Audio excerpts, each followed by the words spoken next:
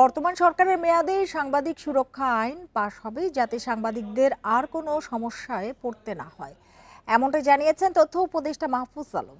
সচিবালয়ে টেলিভিশন মালিকদের সংগঠন অ্যাডকোর সাথে বৈঠকে এসব কথা বলেন তিনি। উপদেষ্টা বলেন, সাংবাদিক সুরক্ষা আইন হলে বেতন ভাতা নিয়ে সমস্যাও মিটে যাবে।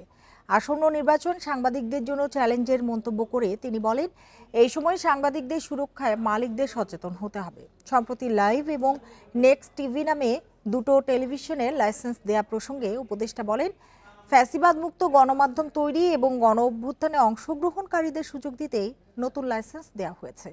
এই সরকারের মেয়াদে আরও টেলিভিশন লাইসেন্স পাবে। উপদেষ্টা জানান, আওয়ামী লীগের সময়ে দেয়া টেলিভিশনের লাইসেন্স সরকার বাতিল করেনি, করবেও না।